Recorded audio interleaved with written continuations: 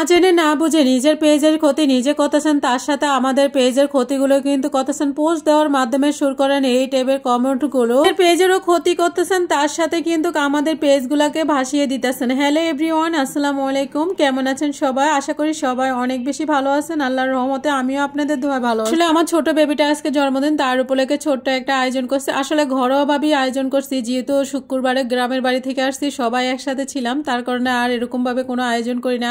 জন্মদিনের আয়োজন ওরকম বড় করে করিও না। আজকে যে ভাজি একটা বিষয় নিয়ে কথা বলবো। আসলে পেজে আপলোড করার সাথে সাথে এমন যে করেন আপনারা, কেন যে করেন বুঝি না। এই কাজগুলো করে কি আপনাদের পেজে ঠিক হচ্ছে? ঠিক হচ্ছে না। তো এই কাজগুলো করে বরঞ্চ আপনাদের পেজের সমস্যা করতেছেন। এইভাবে করে কিন্তু কখনো পেজ নিয়ে আগাতে পারবেন না। একটা পেজ খোলার সাথে সাথে আপনারা শুরু করে দেন ফলো বাড়ানোর জন্য হুমকিয়ে পড়েন, কমেন্টে গিয়ে বলতেই থাকেন যে ভালোবাসা দিলে ভালোবাসা পাবেন, নিঃস্বার্থভাবে ভালোবাসা দিব। আপনাদের ভালোবাসা এত সস্তা হয়ে গেছে, আমার বাড়িতে আইসেন, আপনার বাড়িতে যাব, হ্যান তেন কত কিছু। এই নিয়ে আমি ভিডিও দিতে চাই না। আসলে কয়েকদিন ধরে একদম অতিষ্ঠ হয়ে গেছে। ভিডিও না দেখে কিছু না বুঝে আপনারা টুক করে একটা কমেন্ট করে ফেলেন যে আমাকে সাপোর্ট করেন। আবার কেউ কেউ তো মেসেজ করেন, আপু আমার পেজে গিয়ে একটা ফলো দিয়ে আসেন। আসলে কেন আপনারা কেন এই কাজগুলো করেন? আপনার কন্টেন্ট যদি ভালো থাকে বলতে হবে না আপনার পেজে গিয়ে মানে দেখে আসার জন্য, ফলো দিয়ে আসার জন্য, এরকম করতে হবে না। কেন আপনারা সিম্পল বিষয়গুলো বুঝেন না? প্রতি বছর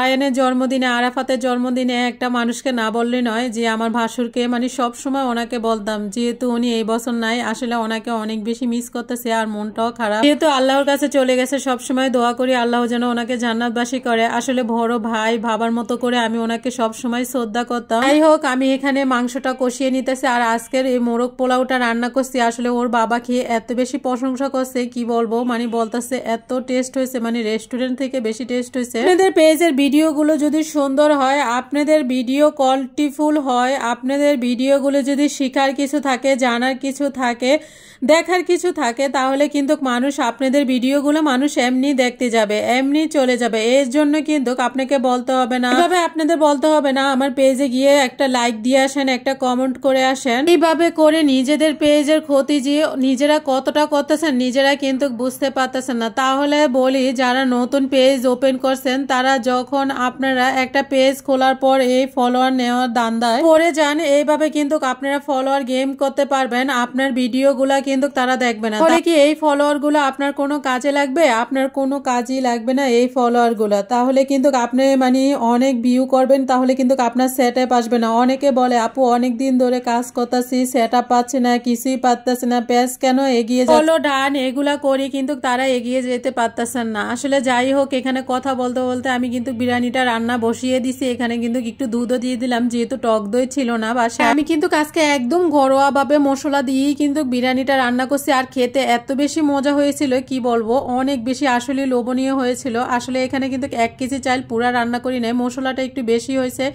এই কারণে কি বেশি মজা হয়েছে কি না, মানে কিসের কারণে মজা হয়েছে আমি নিজেও জানি না। রেস্টুরেন্টের থেকেও ভালো একটা মজা হয়েছিল। যারা এইভাবে ফলোয়ার গুলা নিতেছেন তারা কখনো এইভাবে ফলোয়ার নেবেন না। যদি আজকের ভিডিওটা আমার দেখে থাকেন, আর একটা পোস্ট করার সাথে সাথে অনেকের দেখি এমন এমন টাইপের ভিডিও না দেখে কমেন্ট করে ফেলেন, আপনারা খুবই খারাপ লাগে। তাহলে আজকে ক্ষীরা দিয়ে আমি সালাদরা বানাইতেছি, আর এই সালাদরা কিন্তু হাতে বানালে অনেক বেশি ভালো লাগে। পেঁয়াজ কুচি, কাঁচামরিচ দেয় নাই, যেহেতু আমার বাসায় ঝালটা খেতে পছন্দ করে না, একটু লবণটা বেশি করে দিছি। আর বিট লবণ আমার বাসায় বেশি একটা পছন্দ করে না, বিট লবণ, তার জন্য দেই না। এখানে আরাফাত, যে বললাম না, আরাফাত আজকে যেটা যেটা পছন্দ করে ওর জন্য ট্রাই করতেছে। ও আবার চিকেন ফ্রাইটার উপরে স্মেল মানে যেটা থাকে না শক্ত, ওইটা খেতে অনেক বেশি পছন্দ করে, তার জন্য আমি একটু ওর জন্য চিকেনটাও ফ্রাই করে নিলাম কয়েক পিস। আপনারা নিজেদের পেজের সাথে কিন্তু আমাদের পেজগুলো নষ্ট করতেছেন, এটাও কি ঠিক হচ্ছে? তাই বলবো ভিডিও কোয়ালিটি ফুল ঠিক করেন।